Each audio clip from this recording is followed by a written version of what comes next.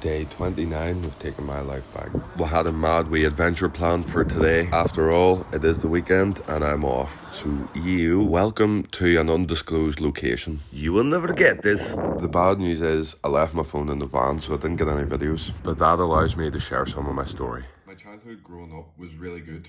My dad had a successful business and my mum was a kind, caring, loving mother. And we went racing every Saturday, and I have some really good memories as a child.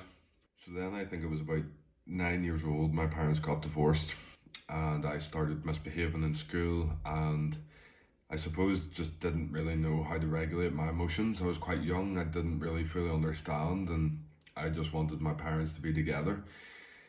They hid a lot of the fights and arguments from us, so I think that added to my confusion. I didn't really understand what was going on. Then when my mum moved out, we ended up falling in with the wrong crowd, doing some silly things and getting in trouble. Those are stages of my life that I'm not really proud of, but I suppose in ways it shapes you and forms you and makes you into the person that you are today. At that stage, I realised I had a choice to make. I decided to cut off all those friends to distance myself from those people. Most of the ones that I used to hang about with are either dead or in jail.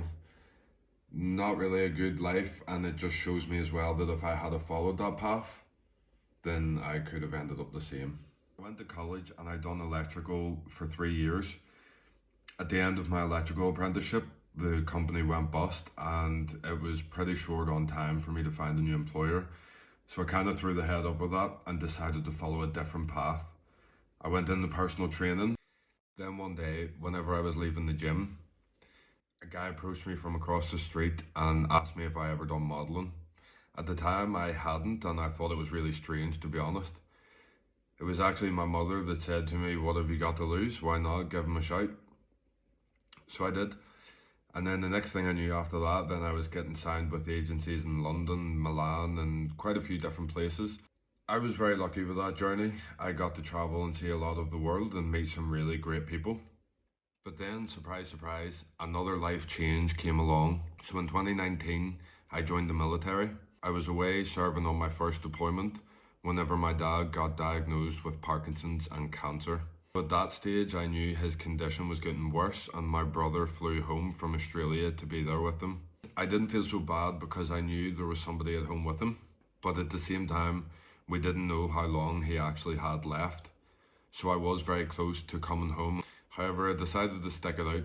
During this period of me being away, I had quite a bad breakup with my partner at the time as well. Basically, we were together for, I think it was almost 2 years. And then when I was away, she decided to tell me that actually she never did love me. So that was a hard pill to swallow.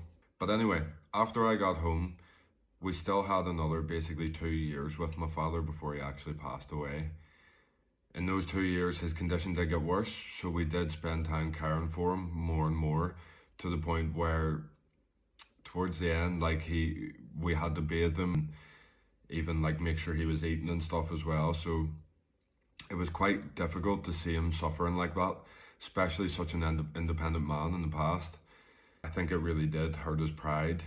But at the same time, I'm quite grateful the fact that in his final breaths, we were there with him, holding his hand and giving him comfort.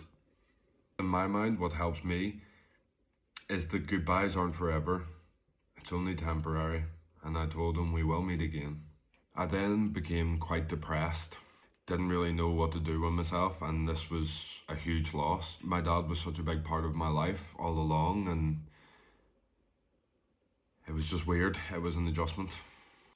After that last relationship, it did take quite a while to even entertain dating again. I just didn't feel like I was ready, and emotionally I wasn't in the right place. But then I met someone and she helped me with my pain.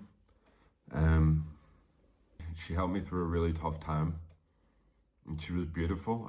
I fell in love with her quite quickly, to be honest. We found ourselves making all these plans for the future and even talking about potentially getting married, and we moved in together after a year.